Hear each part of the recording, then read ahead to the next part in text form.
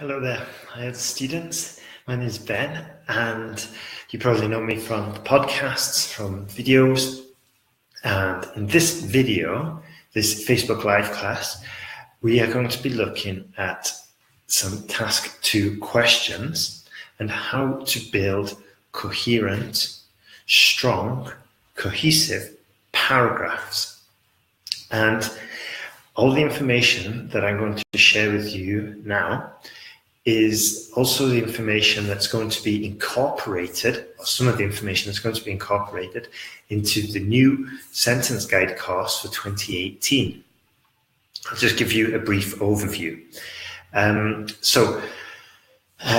actually, let's just jump into it. And as we go through the questions, I'll explain about what's happening with the new 2018 course. Because I have an ex-IELTS examiner, and she recently did her training with IELTS examiner. Well, she's not an ex-IELTS examiner, sorry. She's a current IELTS examiner, and she's recently been retrained by the IELTS examiner. And she has a few questions as to where to put your opinion, all this kind of stuff, and what's necessary to get over a band 8 and all this. And yeah, I'll share some of this information as we go through some of the questions. So let's have a look at IELTS Writing Task 2. Now, the best way to approach this is to first dissect the question. Have a look what type of question it is and really determine what the examiner needs from you, because as we know, there's 4 requirements, four criteria with the IELTS writing task: grammatical range and accuracy, task response, lexical resource, and cohesion and coherence.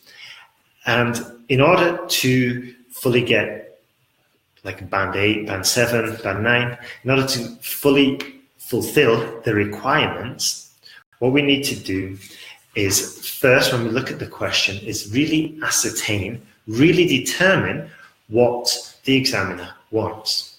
Now, if you get an essay correction from IELTSPodcast.com, I'll give you the question about international marketing, okay? And I give this question on purpose because this is it happens literally like 80% of the essay corrections I do, or the essays I receive, they all fall for the same mistake, because the question talks about international marketing.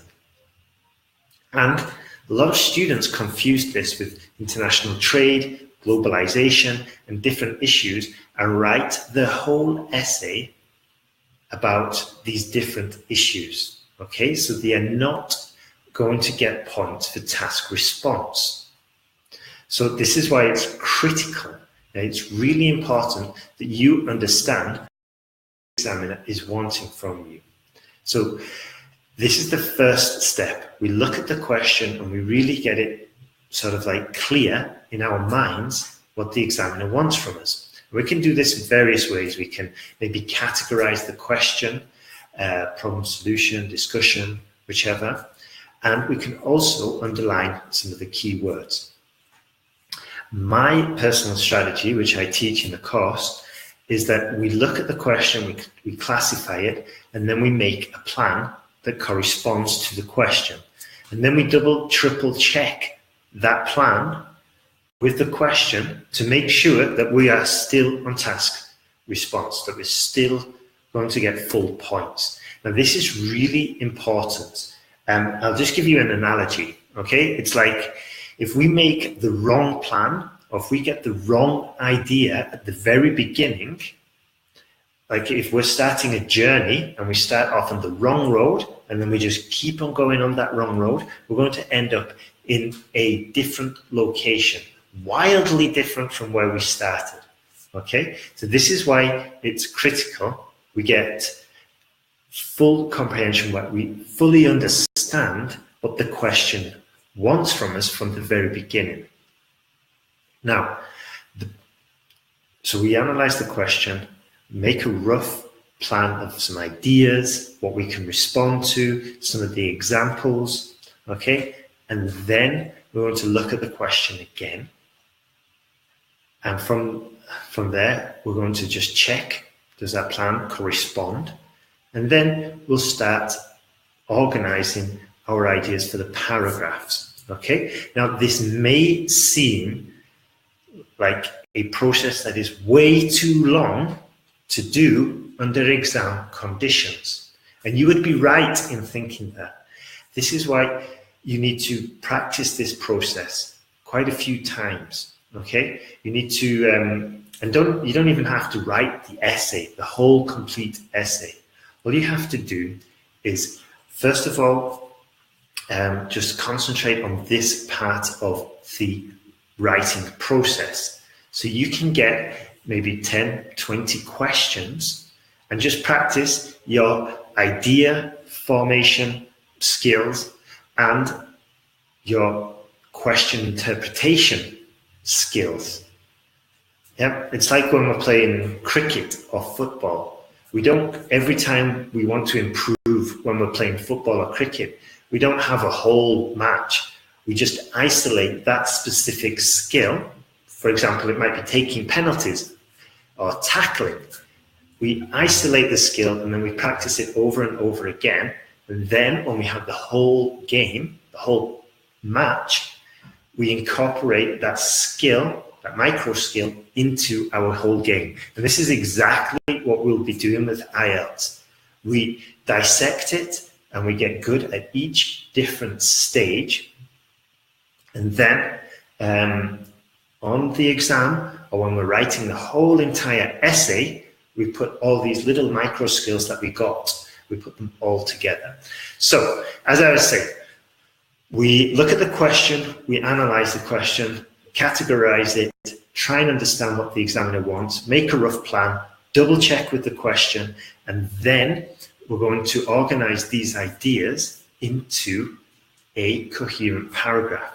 And the reason why I want to continue with planning the paragraph before even considering the introduction is because once we get our paragraphs clear in our mind and we know how we're going to structure it, what we're going to use, what we're going to talk about, our claim, our argument, our position, once we have this crystal clear, now we know what to put into the introduction.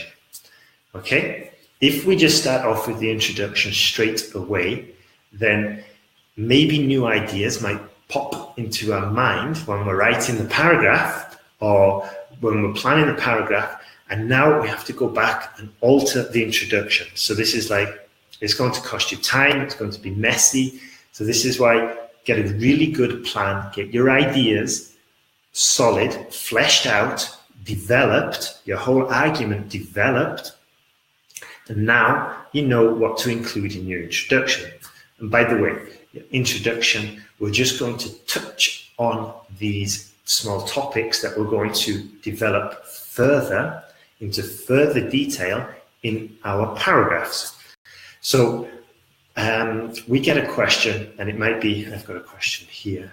Let's see. Continue. Let's see. So here's a typical question. Plagiarism is an ever-increasing problem in universities. Some people think that plagiarism should be dealt with using technology, while others think that it is the role of the academic institutions to discuss both sides and give your opinion. Now, can you see how with these things I've got like two ideas? I'm dissecting the question as I'm reading it. So the main topic here is plagiarism. So some people think that it should be dealt with technology.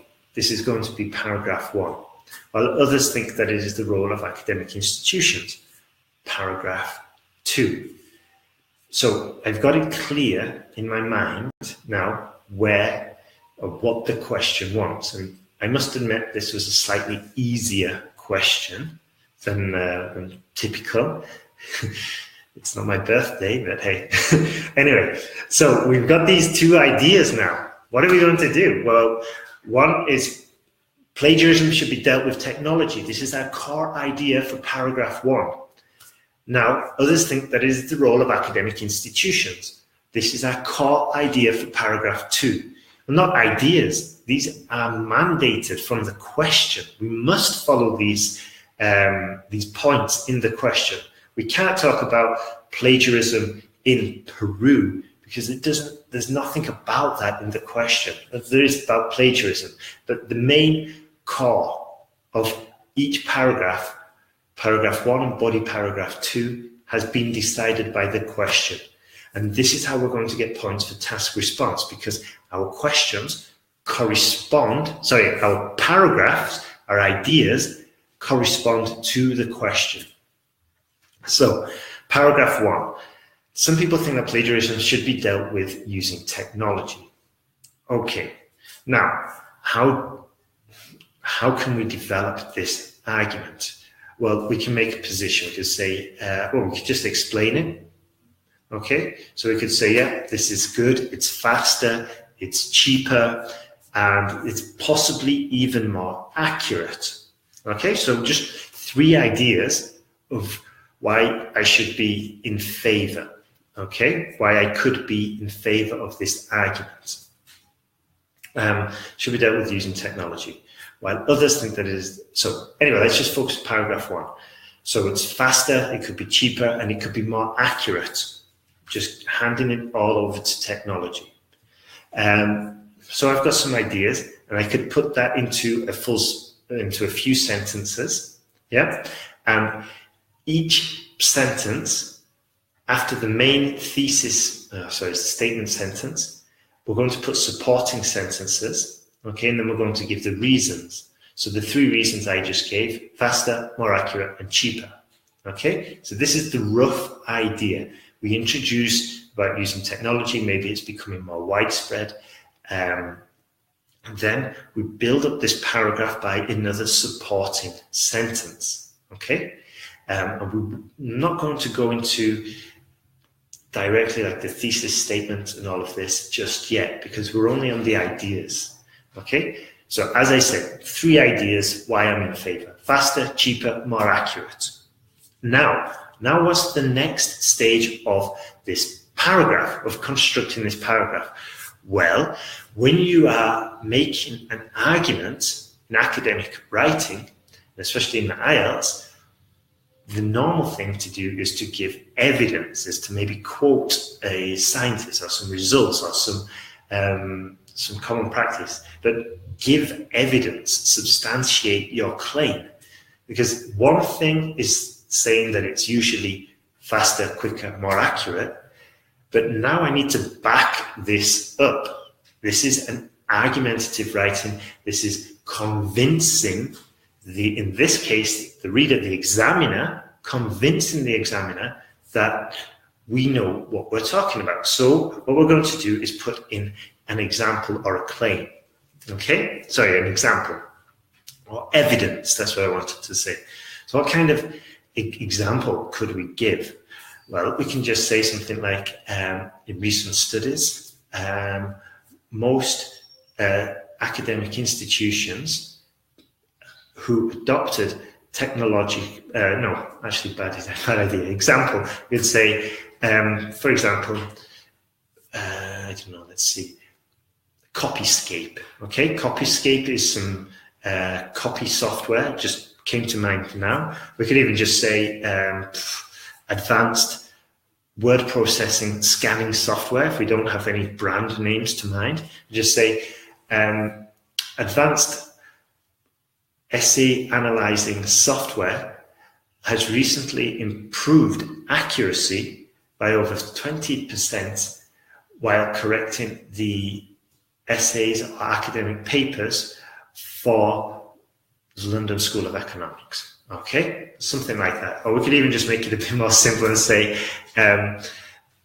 let's see, essay paper scanning software has usually outperformed human essay corrections by over 50% in recent scientific tests.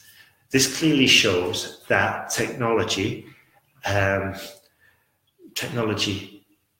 can bring vast benefits, and then we'll go on to explain the benefits. Well, not the benefits, but just list a few more. Okay, so here what we're doing is we're stating our claim. We're going to give you some advantages, some reasons, then we're going to put some evidence in there with an example, and then we're going to round off the round off the paragraph. Then we're going to do exactly the same for paragraph 2 as well. Okay, it's going to be very, very similar. So paragraph 2, others think that it's the role of academic institutions. Okay, you can say, yeah, the role of academic institutions is definitely positive. They can assess, definitely advantageous maybe, they can assess they're better suited to assess special situations. Okay, so, and here you could even use a hypothetical example, and you can say, for example, if a student had a physical disability which greatly hindered their handwriting ability, then a human assessor would be better equipped to decipher their poor handwriting than a machine. Okay? Therefore, having a human assessor working at an academic institution is possibly a more fairer outcome for the students involved. Okay? So here I did kind of go slightly off topic by talking about human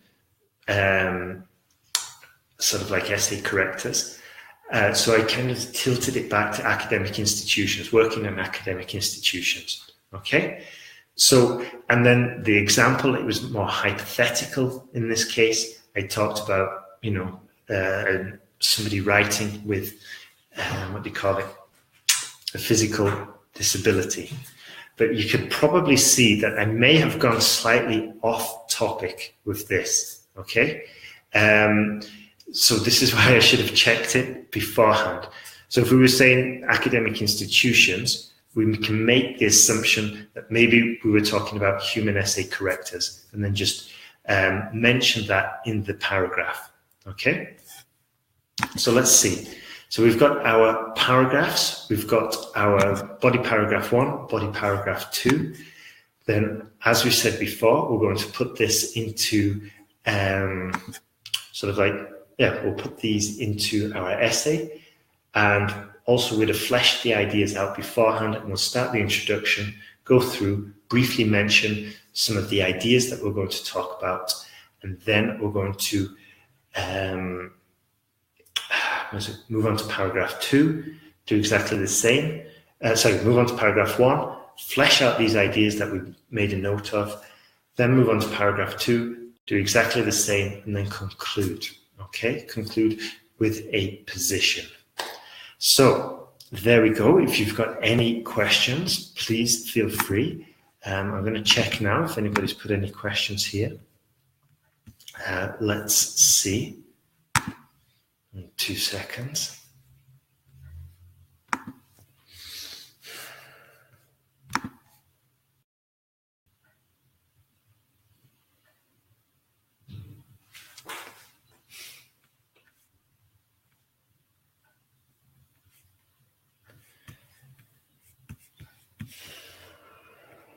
So, if anyone's got any questions, just feel free to put them below. And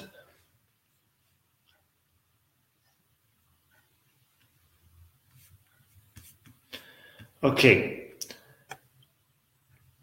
let's see. So I'll be doing more of these videos. So if you want any more help, just leave a comment in this video. If not, you can always email me, message me, and yeah, be more than happy to help. Hope you enjoyed this video, and all the best with your IELTS preparation.